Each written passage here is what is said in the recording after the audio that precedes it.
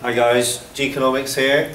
So today I'm going to run through a little video this is for Year 9 GCSE students who are just starting the basics of economics. In class we've been looking at demand, and so I'm going to now run through the concept of supply with you here. So you'll see that I've got the definition here. Do make sure that you get the definition down in your notes, please. So it's the total amount of goods and services that firms are willing and able to supply at a given price in a given period of time. And we can illustrate the supply curve in the same way as we do for a demand curve. So we've got our axes with price on the y-axis, quantity on the x-axis, and the supply curve, so-called curve, although we draw it as a straight line, the supply curve sloping upwards from left to right. You remember that whenever we did our demand curve, the demand curve slopes downwards from left to right because as the price of a product falls, the quantity demanded rises. We need to understand why, as the price of a product rises, firms are more willing to supply the product. Well, let's just think about that for a moment. If you are going to receive more in the form of money in terms of revenue for your product because you can sell it at a higher price, then you as a supplier are going to be more willing and able, as the definition says, to supply your product, be that a good or a service, to the marketplace. And so consequently, the supply curve for most goods, but not all, slopes upwards from left to right. You can see on my diagram here, I've labelled 2 points, point A and point B. At point A, the price is quite low, and it's so low actually it's close to zero. And as a consequence of that, not many firms are willing to enter the market and supply their good or service into the market, and hence we only get Q1 supplied into the market. So the quantity supplied in this case, remember it's quantity on the x-axis, we're talking about supply, so we refer to it as Q1 being the quantity supplied. The quantity supplied at P1 is equal to Q1.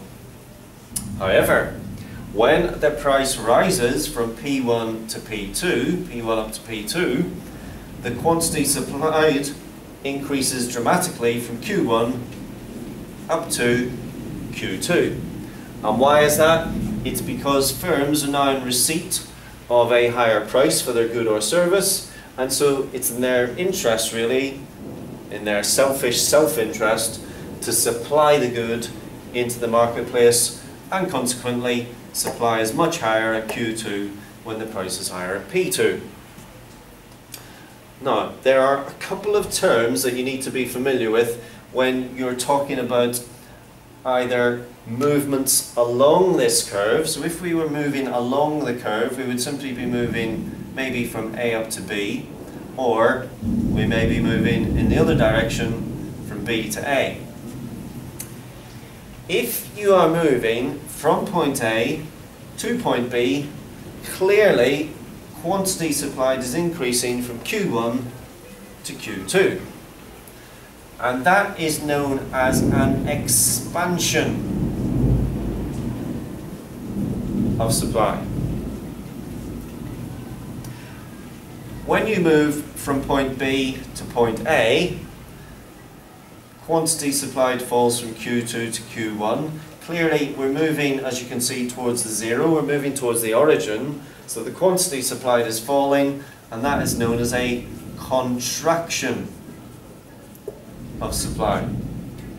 And ladies and gentlemen, nota bene, please, nota bene, there is only one thing that causes either an expansion or a contraction of supply, and that one thing is a change in the price. Very important in your notes that you make it very clear that either an expansion or a contraction is only caused by a change in the price level. Very, very important. NB, ladies and gentlemen, nota bene. Okay, so that's the fairly sort of standard, very basic introduction to supply curves. Now, similarly with a demand curve, the supply curve can shift, and it can shift in two directions. It can either shift to the left or it can shift to the right. And I'm just going to run through what happens when the supply curve shifts. So just bear with me whilst I remove this. Don't know if you can hear the thunder and lightning going on outside. It's horrendous. Okay, so I'm going to now have a little consideration of the things which might cause the supply curve to shift.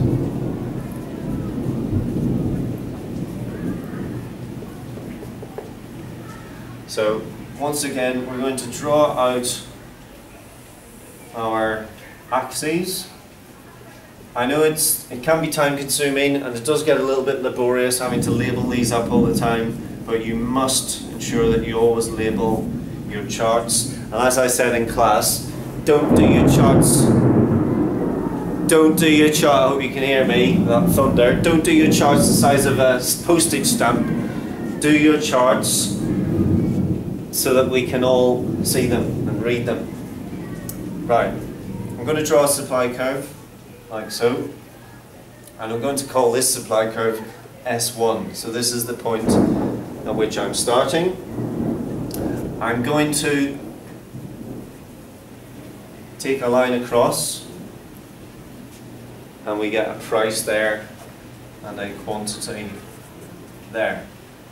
So on this initial supply curve, at a price at P1, Q1 is supplied. Now the supply curve can shift, and a shift, ladies and gentlemen, is not the same as a movement along, which I have just described to you, which is an expansion or a contraction. A shift can either go to the left, or sometimes people would refer to this as going upwards to S2, or a shift can go to the right, or downwards, some people would sometimes say, and that would be to S3. Note that we're always, I hope this is maybe clear on the video, but we're always drawing these lines parallel to one another. P-A-R-A-L-L-E-L. So what happens when we shift the supply curve to the left or upwards? So what happens when we go to S2? Well, at a price of P1, the quantity which is now supplied is only Q2. So the quantity supplied has fallen. And so when the supply curve shifts to the left, that is known as a decrease in the level of supply. And if we take this price line all the way across to S3 and down to the x-axis Q3, we can see that the quantity has gone up because we're moving away from the 0, 0, we're moving away from the origin, and so there has been an increase in supply. So when the supply curve shifts rightwards or downwards, whichever you feel most comfortable with as a term, then that is an increase in the level of supply. And it's showing us that here's S1, we move to S2, quantity supplied falls, we move to S3, quantity supplied increases. And we can say therefore that at a given price level, or at a given price in this case, now the given price in this case is P1, if we have a reduction in supply, then we will only have Q2 supplied. If we have an increase, we will have Q3 supplied. Now there are certain things which will cause the supply curve to shift to the left and to the right. And those are the things that we're going to have a look at in our next lesson. So that's it. That's what I want you to have those notes done on supply, expansions, contractions, increases and decreases. And then on Monday, we're going to consider the factors which shift these curves either to the left or to the right. So I will see you on Monday.